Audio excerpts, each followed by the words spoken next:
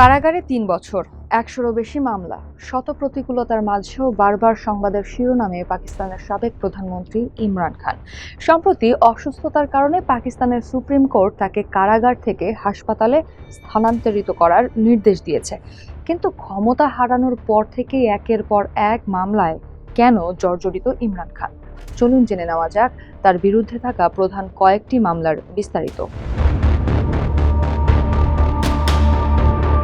জমি সংক্রান্ত এক দুর্নীতির মামলায় ইমরান খান ও তার স্ত্রী বুশরা বেবিকে ১৪ বছরের কারাদণ্ড দেওয়া হয়। প্রসিকিউটরদের অভিযোগ, ২০১৮ সালে ক্ষমতায় থাকাকালে এই দম্পতি আল কাদির ট্রাস্ট নামক এক চ্যারিটেবল ট্রাস্টের মাধ্যমে ঘুষ হিসেবে প্রায় ৭ বিলিয়ন রুপি মূল্যের জমি গ্রহণ করেন।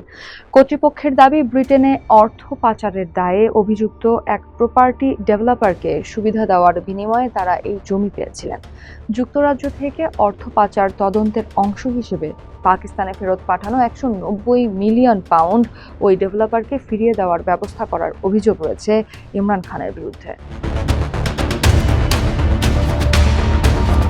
২০২২ সালে ওয়াশিংটন নিযুক্ত পাকিস্তানের রাষ্ট্রদূতের পাঠানো একটি গোপন বার্তা প্রকাশ্যে আনার অভিযোগে ইমরান খানকে ১০ বছরের কারাদণ্ড দেওয়া হয়, যদিও পরবর্তীতে এই সাজা বাতিল করা হয়েছে। ইমরান খানের দাবি, যুক্তরাষ্ট্র ও পাকিস্তান সরকারের ষড়যন্ত্রে তার সরকার পতনের প্রমাণ ছিল এই বার্তাটিতে, যদিও উভয় পক্ষই এই দাবি অস্বীকার করেছে।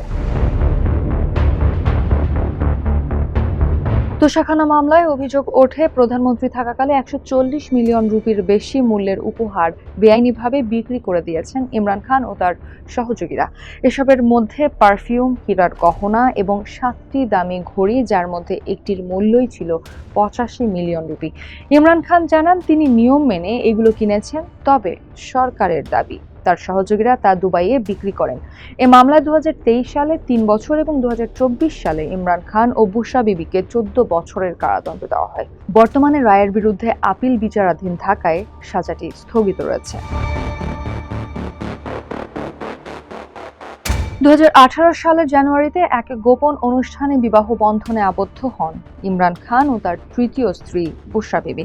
তবে পরবর্তীতে অভিযোগ ওঠে, বুশরা বিবি তার পূর্ববর্তী স্বামীকে তালাক দেওয়ার পর ইসলাম নির্ধারিত অপেক্ষার সময়সীমা অর্থাৎ ইদ্দত পূর্ণ করেননি।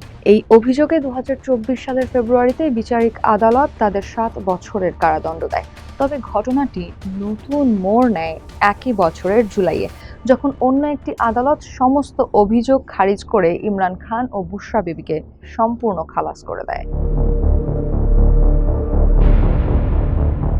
২০২৩ সালের মে মাসে ইমরান খানকে স্বল্প সময়ের জন্য গ্রেফতারের পর পাকিস্তান জুড়ে সামরিক ও রাষ্ট্রীয় স্থাপনায় ব্যাপক সহিংসতা ছড়িয়ে পড়ে। ওই সহিংসতার পেছনের উস্কানি ও ঘটনার সঙ্গে জড়িত থাকার অভিযোগে তার বিরুদ্ধে সন্ত্রাস বিরোধী আইনে মামলা দায়ের করা হয়। যদিও ওই ঘটনায় ইমরান খানের বেশ কয়েকজন সমর্থককে সামরিক আদালত সাজা দিয়েছে, তবে সাবেক এই প্রধানমন্ত্রীর বিরুদ্ধে দায়ের করা মূল মামলাটির বিচার কাজ এখনো চলমান রয়েছে। একাধিক মামলায় সাজা স্থগিত বা বাতিলের পর আপিল আবেদন বিচারাধীন থাকলেও ইমরান খান তার বিরুদ্ধে ওঠা সমস্ত অভিযোগ অস্বীকার করে আসছেন। কিন্তু একের পর এক আইনি লড়াই আর শারীরিক অসুস্থতা সব মিলিয়ে ইমরান খানের রাজনৈতিক ভবিষ্যৎ এখন কোন দিকে মোড় নেবে, সেটিই এখন বড় প্রশ্ন।